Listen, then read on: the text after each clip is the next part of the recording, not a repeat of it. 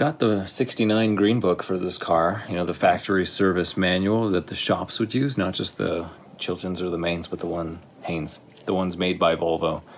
They didn't make any mention of fluid in the brake reservoir, but I'm getting all kinds of stuff here. It's too bitter to be oil, and I put the question out on the groups, the 164 group and Instagram, and we'll see.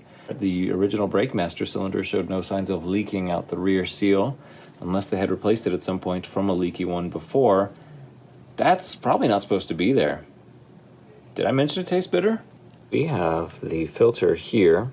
Funny, this looks like a traditional oil seal, doesn't it? That's kind of cool. But this little felt thing is the seal, the fresh air seal, that helps the booster to breathe. And that goes right there in the space. And then from there is a washer. And this washer, you have to rotate it, and then you rotate it again. I don't know if you have to rotate it a second time, but yeah, I guess put it perpendicular to the thing so it doesn't pop itself out, but that sort of press fits on there. And then the bellow, no relation. So this has inside some old foam, and I don't like that. I'm gonna clean it up so that we can have a clear air passageway, and that allows the other side of the diaphragm to breathe as it goes in and out with your foot depressing and releasing the pedal. It's a little dusty, but actually she seems okay. 40,000 miles is the Green Book's change interval for these foams. Difficult to get to, and I'm here now, so I don't know what to do with it.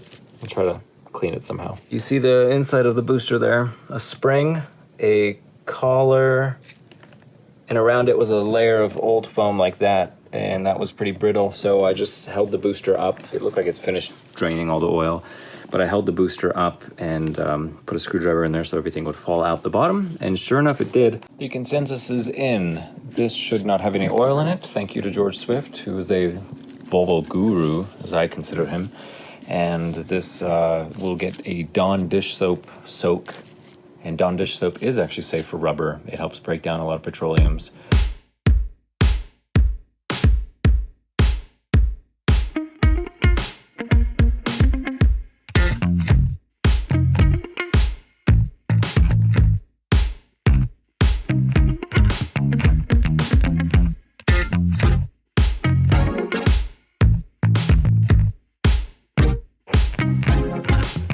And back under the hood today. This is the harness from the 1974 164E. Back in California in March, I pulled this when I took the E-head.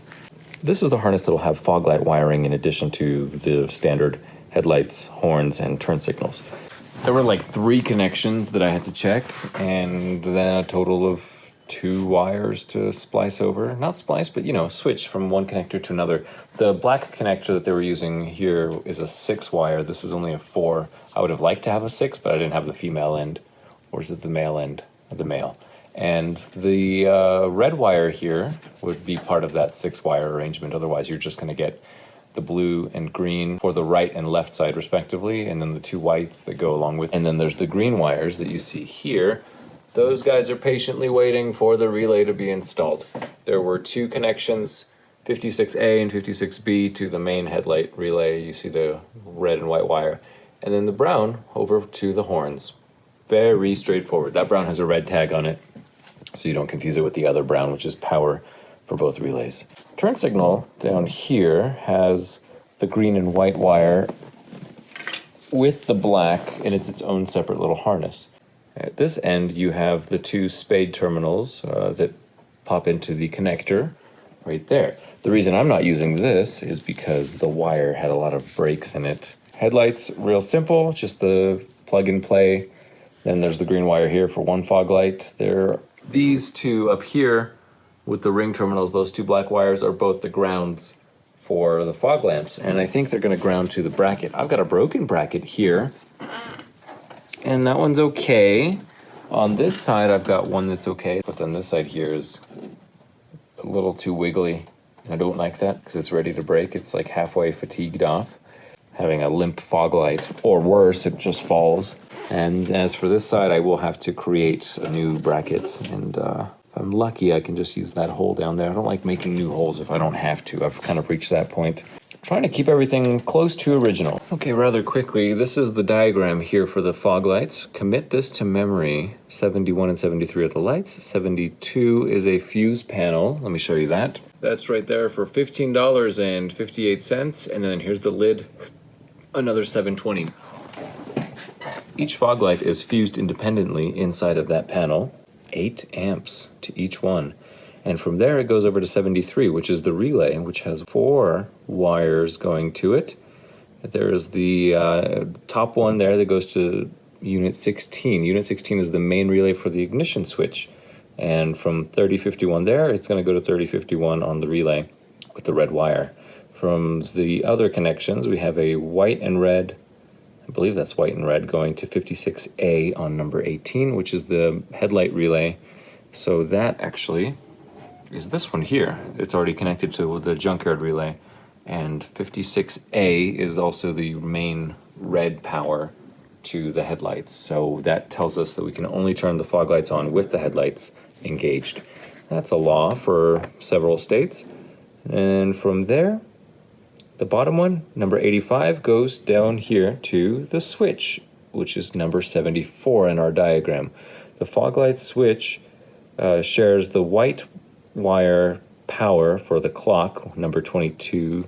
So it connects to the fuse box via 22, the clock actually via 75.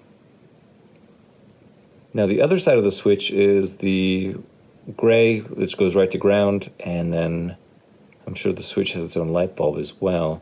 But then the last wire, green, is heading down to the other side of the fog lights. So that's the indicator light that says when the fog lights are on, our switch is illuminated, and if the fuse pops, the indicator light also pops for that. But if the fog light on the right goes out, which is the top fuse as we're looking at the diagram, the fog light will still illuminate, but if the left side goes out, there will be no light. Interesting. So I gotta buy a few things if I want to do this right. Or we could just do it temporarily and get to the fog light thing later. For now, it looks like we do have a spot here on the right side for at least 2 more relays if I share the holes.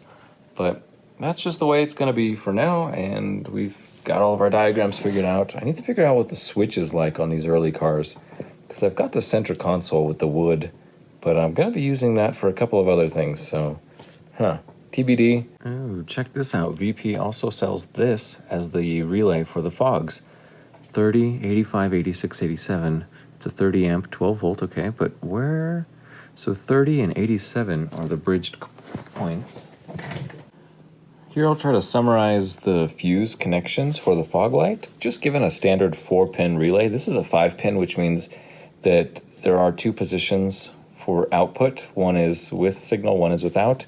We don't need to worry about that. We're just going to basically wire it to have only a single pole, single throw, which just means you leave out 87A. So 30 is our ignition switch number 30/51. So that terminal is going to go to 3051 on the relay.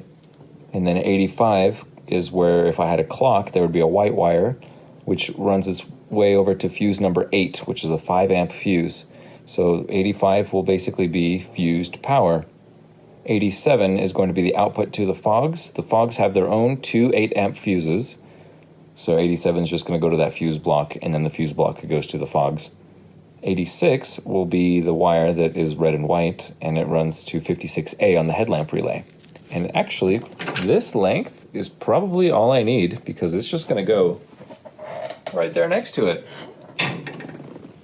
So those 4 simple connections, and all I got to do is just add 2 fuses in line for each of my fog lamps. We are in business. The last note is that wiring 86 to basically complete the circuit that energizes the coil and then triggers the relays, wiring that to the headlight relay signal 56A means that this relay is only ever going to activate the fogs or allow you to use the fogs when the low beam headlights are on. So you have to have headlights on to engage the fogs, and then if you go to high beams or even just flash, and it loses momentary power to these red wires here from the fogs, which are all the way to that red wire, the fog lights will turn off if you have your high beams on. And that's, I believe, the legal way to wire it in a lot of states. only on with headlights and off with high beams.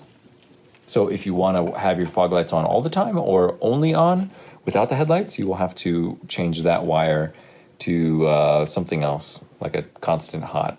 But I'm not going to do that. I'm going to follow the book to the letter on this wiring diagram.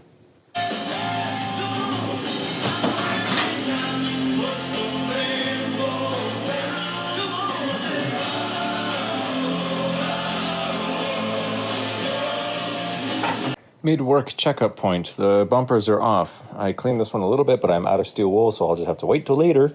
But I cleaned up the mounts where the lights will go. You can see kind of, let's see. You see a little bit of the shine difference between there and the weathered portion. This is where the gasket would sit. And speaking of gaskets, well, I arranged everything like this picture. And then I went through and said, e pluribus dos. There needs to be just two from the many.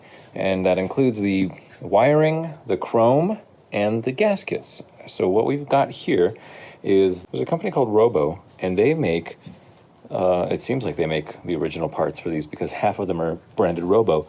There was one with a Bosch sticker, and I think it's just on this portion. But these guys, between left and right, you can't really mix them up because the right side is the only one that has a third terminal down here for the black wire, for the ground. Don't know where the left gets its ground, but it gets ground. There's a political joke in there somewhere. And then these are the two best gaskets. These are the two best chromes. Gaskets are different between left and right side. Surprisingly, they don't make sense, but they are. Here we go. Here's the differences in the gaskets. The right side has holes further apart. The left has the holes closer together. And then these are different here as well. Why do they do that? I don't know. You'll notice there's two very distinct bolt patterns on the bottom of the left side, and the right side just has one. It looks like a strange mock-up. Somebody was like, well, maybe we need two. I don't know. As far as these lenses go, my guess for the gaskets is, while the lenses all look pretty identical, I just picked the ones that are the least damaged. The gaskets have a tab here on the bottom, but then some of them have a tab. There's the bottom tab, and some of them have a tab on the inside, and I think those are the later year ones. They also feel a little more supple, so I'll be taking those. Gaskets are not interchangeable left to right side, so I have, unfortunately, got a newer one on one side and an older one on the other. Can you tell visually? No.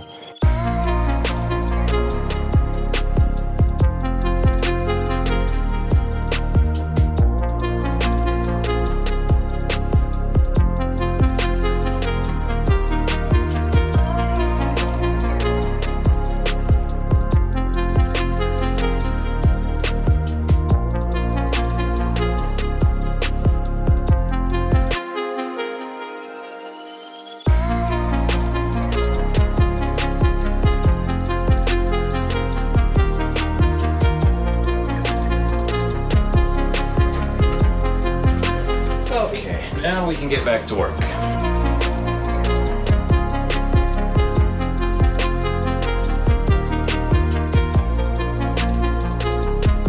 It's usually number 85 that breaks on these, and that has a tiny little wire, which is the end of the energized coil. That's the ground for the coil. And 3051 here is the power, and then this is our output to whatever the accessory is. Horns, fog lights, reverse lights. So, input, ground, output. I wrecked it getting it out because I thought for sure it was broken. This was way loose, but it turns out that it didn't break the solder joint in there. So I'm gonna try to put it back in, but you see it doesn't really come out very prettily because it's largely crimped in place, and then the final crimp is a push. Well, this is technically, all right, it's gonna go like that. 35 is the furthest away. Now I know how to use the catalogs pretty well for these grommets and things, and checking all the part numbers with the diagrams that Volvo supplied originally. It's not often that I make a mistake, but let me just say this. These two, I ordered two each because you never know, and the price is pretty right, but I thought they were bigger in the photo, in the diagram. They're supposed to fit that hole. I don't think it's gonna happen. Luckily, I got some extras of these, which are the heater hose grommets. I like them so much, I ordered a few more, and probably should have gotten way more because I can get a little crazy here. But when you get a grommet kit from Princess Auto, Harbor Freight, you get these hard plastic Nunya businesses, and you can't even put a bend in these things. Oi, they're just not quality rubber. What are they made from? Black PVC? Cool. You know what a grommet should be made from? Rubber. Good old neoprene.